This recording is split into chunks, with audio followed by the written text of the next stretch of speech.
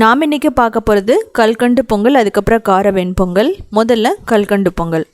அதுக்கு 1 கப் பச்சரிசி எடுத்துக்கலாம். 1 டேபிள் ஸ்பூன் பாசிப்பருப்பு நல்லா கழுவிட்டு 10 நிமிஷம் நம்ம ஊற வச்சுக்கலாம். நல்லா ஊறிடுச்சு. இப்போது நம்ம குக்கரில் நம்ம பண்ண போகிறோம். இப்போ நம்ம குக்கரில் போட்டுட்டு இதுக்கப்புறமா நம்ம கல்கண்டு பொங்கல் அப்படிங்கிறதுனால நம்ம பால் ஊற்ற போகிறோம். மொத்தமாக வந்து 4லேருந்து 5 டம்ளர் தேவைப்படும். அதாவது 5 கப் தேவைப்படும். நம்ம கப்பில் தான் எடுத்துருக்கோம்.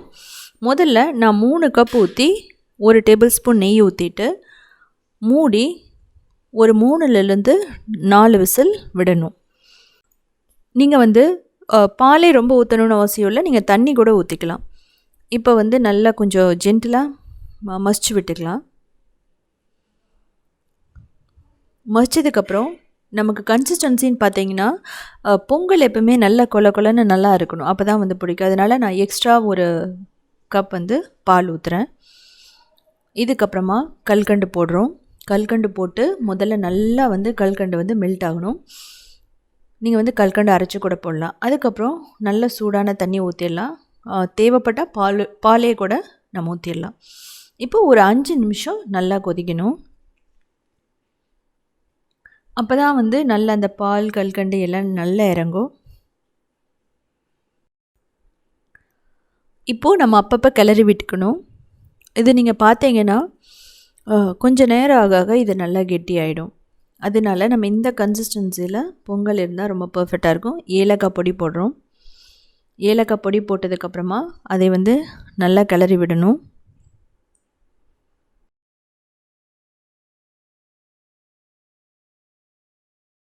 முதல்ல பொங்கல் நல்லா ரெடியானதுக்கப்புறம் நம்ம வந்து நெய்யில் வந்து முந்திரியும் திராட்சையும் நம்ம வறுத்து போட போகிறோம். தேவையான அளவு முந்திரி திராட்சையை நல்லா பொன்னிறமாக வறுத்து நம்ம பொங்கலில் போட போகிறோம். கல்கண்டு பொங்கல் பார்த்திங்கன்னா ரொம்ப சூப்பராக இருக்கும். குழந்தைகளுக்கு வந்து ரொம்ப பிடிக்கும். நம்ம வந்து என்னென்னா இதை எடுத்து பொங்கலில் போட்டாச்சு. இப்போது ரொம்ப பர்ஃபெக்டான கல்கண்டு பொங்கல், சர்க்கரை பொங்கல் நமக்கு ரெடி ஆகிடுச்சு. இது பார்த்திங்கன்னா 10 மினிட்ஸ்க்குள்ளே எல்லாமே ரெடி பண்ணிடலாம்.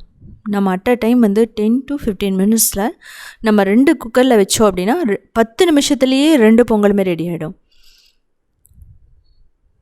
பாருங்கள், ரொம்ப பர்ஃபெக்டாக இருக்குது. இதுக்கு மேலே நீங்கள் வந்து கெட்டியாக இருந்தது அப்படின்னா அது இன்னும் கெட்டியாகிடும். ஸோ இது வந்து ரொம்ப பர்ஃபெக்டான கன்சிஸ்டன்சி. டைம் ஆக ஆக அந்த பால் எல்லாத்தையும் உறிஞ்சிட்டு அந்த பொங்கல் வந்து ரொம்ப சூப்பராக இருக்கும். நல்ல டேஸ்ட்டாகவும் இருக்கும் நெய்யோடு சேர்ந்து. இப்போது கார வெண்பொங்கல் எப்படி பண்ணுறதுன்னு பார்க்கலாம். அதுக்கு 1 கப் பச்சரிசி, 1/4 கப் வந்து பாசிப்பருப்பு போட்டு கழுவிட்டு 15 நிமிஷம் நம்ம ஊற வைக்கணும். நம்ம ஊற வைக்காமல் கூட நம்ம பண்ணலாம். ஊற வைக்கும்போது கொஞ்சம் சீக்கிரமாக வெந்துடும். இல்லை நீங்கள் ஊற வைக்காமல் வறுத்தும் பண்ணலாம். ஸோ 2-3 மெத்தட் இருக்குது. ஊற வச்சு பண்ணுறது, இல்லைனா வறுத்து மட்டும் பண்ணுறது. ஸோ அது மாதிரி நான் இப்போவே வந்து தண்ணியெல்லாம் அளந்து ஊற்றிட்டேன். இப்போ வந்து ப்ரெஷர் குக்கரில் ஊறினதுக்கப்புறம் நம்ம இதை ஊற்ற போகிறோம். மொத்தமாக பார்த்தீங்கன்னா நான் 5 டம்ளர் தண்ணி ஊற்றிருக்கேன். பொங்கலுக்கு பார்த்தீங்கன்னா நம்ம முதல்ல வந்து தண்ணி ஊற்றிட்டு அதுக்கப்புறம் நம்ம சுடு தண்ணி கூட நம்ம ஊற்றிக்கலாம். இப்போ நெய் போட போகிறோம். உப்பு தேவையான அளவு, இஞ்சி நான் இதுலேயே போட்டுறேன். நல்லா மிக்ஸ் பண்ணி விட்டுக்கோங்க. ஒரு 4லேருந்து 5 விசில் நல்லா கொலைய வடிக்கணும். 4 விசில் ரொம்ப பர்ஃபெக்டாக இருக்கும். தேவைப்பட்டால் எக்ஸ்ட்ரா 1 விசில் கூட நம்ம விட்டுறலாம். இப்போ பார்க்கலாம் எப்படி வந்திருக்குன்னு சொல்லிட்டு. இப்போ நல்லா மசிச்சு விட்டுக்கோங்க. ஸோ காலையில் நீங்கள் பொங்கல், கல்கண்டு பொங்கல், கார பொங்கல் சாப்பிடும்போது 2 காம்பினேஷனும் ரொம்ப சூப்பராக இருக்கும். இப்போ மசிச்சு விட்டுட்டோம். இப்போது நெய் போடுறோம். அதாவது என்னென்னா தாளித்து கொட்டுறதுக்காக. இதில் வந்து ஜீரகம், மிளகு, கருவேப்பிலை, முந்திரி, பச்சை மிளகாய், இஞ்சி எல்லாம் போட்டு லைட்டாக வறுத்துட்டு நம்ம என்ன பண்ண போகிறோன்னா பொங்கலில் நம்ம கொட்ட போகிறோம்.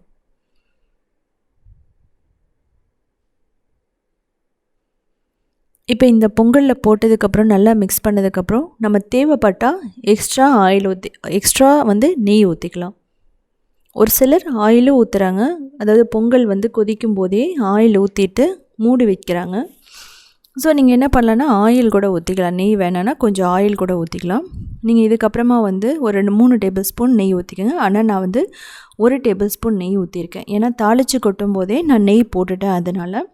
ஸோ இது பார்த்தீங்கன்னா தேங்காய் சட்னி, சாம்பார், வடையோடு எடுத்துக்கிட்டால் ரொம்ப நல்லாயிருக்கும். ஸோ செஞ்சு பார்த்துட்டு கமெண்ட் பண்ணுங்கள்.